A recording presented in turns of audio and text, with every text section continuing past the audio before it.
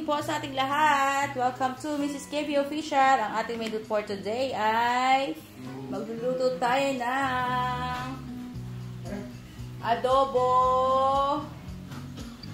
adobong manok na may wala siyang toyo, kundi ang kanyang sangkap po ay ito po mga ka-business, mga Mars, adobong puti ang tawag po rito. Version po ito ng mga hindi ko po alam kung Kapampangan ba or hindi ako sigurado, pero natutunan ko po ito sa luto ng Kapampangan. Ito po, adobong puti, syempre manok, dalawang buo po yan na maliit. Meron siyang laurel, bawang. So, lalagyan na natin ng suka. Kahit ano po suka, dato puti, kahit po anong suka ang gamit po ninyo. Yan. Suka. And then, lalagyan po natin siya ng paminta. Pamintang pino po ang gamit ko mga Mars. Pwede rin po pamintang buo. Sa akin po kasi pino para gusto ko po yung lasang-lasa ng paminta. Yan, pakukuluan lang po natin siya mga Mars sa suka. Tapos, lalagyan po natin siya ng patis. Ito po mga Mars. Wala po siyang toyo, kundi ang ilalagay ko po ay patis. Lalagay din po ako ng seasoning ng ginisa mix. Pinakita po akong bago. Ito po.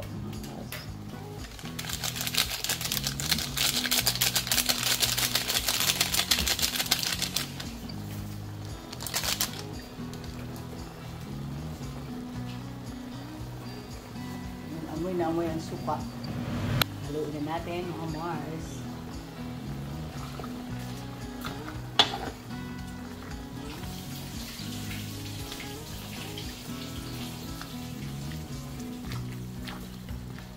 Ang tawag dito nila ay adobong puti. Hindi siya, wala siyang toyo.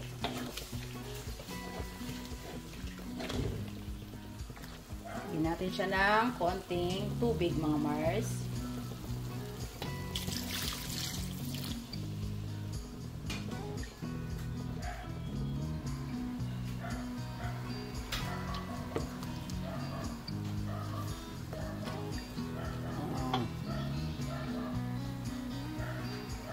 Yan, nagdagdag po ako ng laurel at saka paminta.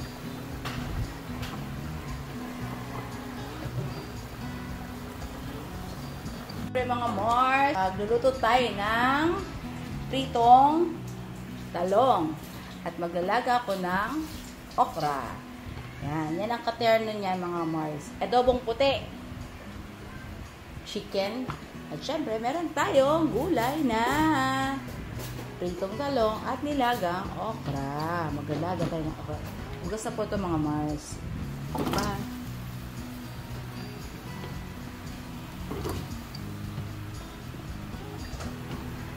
Tapos, magpipito tayo ng talong.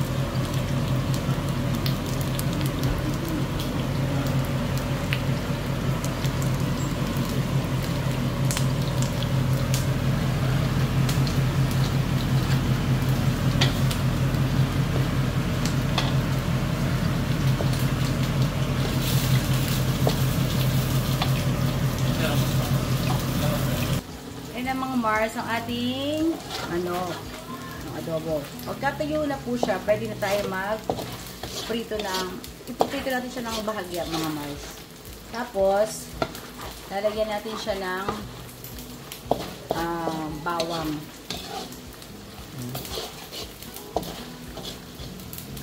Ito, ito yung mga sagilid-gilid na yun.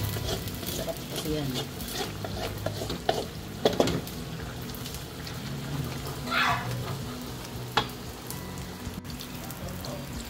Yan, talong.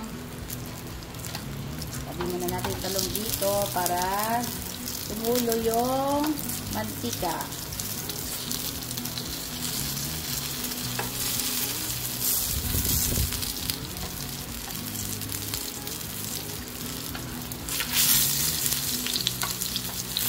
Maganda ito yung yung ituhan na to kasi hindi siya naninikip.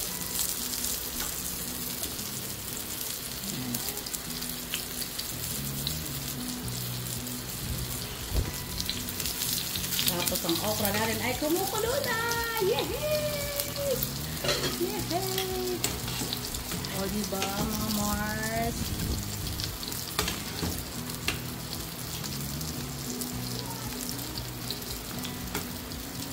Maganda rin daw po ito sa katawan yung pinaglagaan ng okra. Kasi andyan din yung yung kanyang vitamin. Yan, ito yung ating talong. O, diba? Magic talong.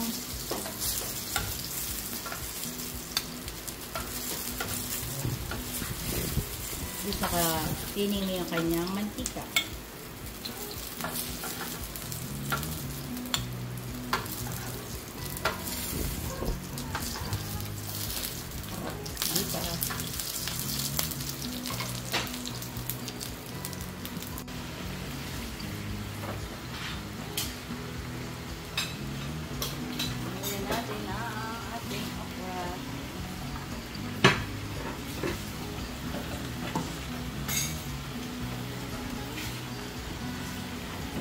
Ito yung ating adobong puti. Lagyan natin siya ng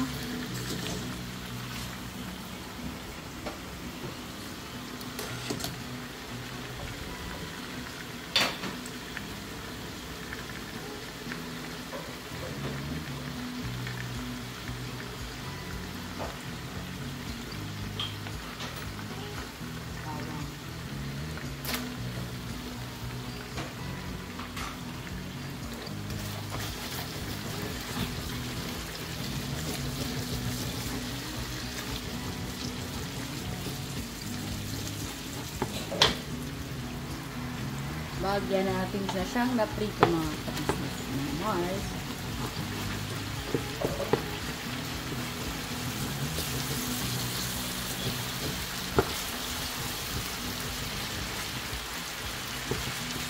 Ang bango.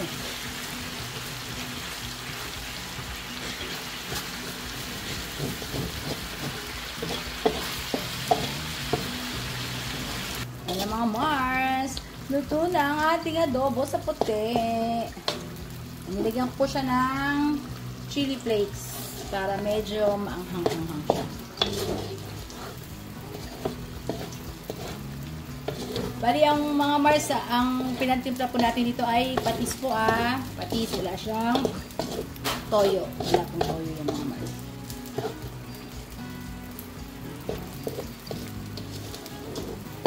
Okay, kain na. Kain na tayo.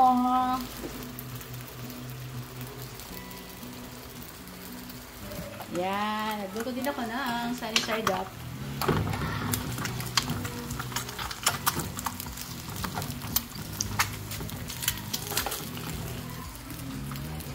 Oh. You know. Ano sabi mo na? Adobong puti. Oy, alam ni Dave! Oo na. Adobong puti. Adobo sa puti. Anong adobo sa puti? Ay, Ayun adobo na. sa puti. Kain tayo mga ka-business oh. Akala ko ba paano busog ka? Ako din, busog din ako, pero Oh, sabi niya Hindi, kanina. gutom pala ako. gutom na din ako. Kayo Yan, ha? sarap yan. Ikaw din. Ikaw Nahirap din? eh. Kain po tayo mga Isin. Kasi Pero- yung mga anak mo burno. Pila po, pila po dito. Ayun na si Kuya Damulag, paano sabi niya, no? Ayan nga, sabi niya. Si Tatang Ruel daw malubha na yung pala ano lusog-lusog. Nako. Kasi po, yung pinagkwentuhan po namin daw nung nagbiyahe po kami sa SM, kami mga kabisnes. Paliwanag. Istoryahe. Kinorsunada daw siya po doon sa Bulacan. Oo, iba naman. Iba naman to. Naka-vlog yan, no? Naka-vlog nga po yan, totoo nga po yan. Yung, kung makita niyo po yan na mayroon po siya tama dito sa ulo, na pinagripan po siya. Naku, Doon time na yun. Tatang Ruel. Ngayon, sabi sa akin, gusto niya magpahilot kasi yung katawan niya nga, sobrang sakit na daw, parang sobrang ano. Nako. Nanakit yung mga Kain ka na kulit damo. Paliwanag po, magpapaliwanag sana ako kasi. Hindi kasi baka lumala eh. Hindi, naintindihan na namin. Yan? Oo. Hindi ba tapos eh? Okay na. Okay na. Ayun na, sige na, kain na, kain na. Baka magkamali ka, sabi pa naman ni Kuya Roel, ano? Kuya Damulag, may dagdag, ha? May dagdag pala. Kasi mga ano. Ito, kain tayo mga kamars. Oh, ayos Kuya Damulag, alam mong kamars to, ha? Yan na nakapabilib sa'yo, ha? Pritong talong. Saka okra. Alright. Grabe. Tapos sausaw sa toyo. Dito naman tik. Ako. Nako. Ubang sa akin. Baka makapagpigil. Wala na, kala ko ba no-rice ka kaya? Wala ko no-rice. Sinungaling talaga ako, sabi ko, no-rice ako. Okay na akong mga business kasi pag pinagtagal natin ito rito lang. Excuse muna ha. Maraming salamat. Mga kamars, Mrs. Ka-Business, thank you so much and I love you. Yun, o. Thank you din po. Mamaya. Mga kabisnes, salamat po sa supportan niyo po sa Mrs. KB Official. Sana po, please like and share. At syempre, please subscribe. Para maraming mga ulam lagi. Lalo ko magtataba. Masarap yung ulam lagi. Yun. Tsaka para marami din tayo ma-inspired na mga nanay na kung ano pwede nilang lutuin araw-araw. Kasi minsan mahirap mag-isip kung anong papaulam natin sa ating mga anak, no? Kaya, mga Mars, sana po please like and share and subscribe. Thank you po!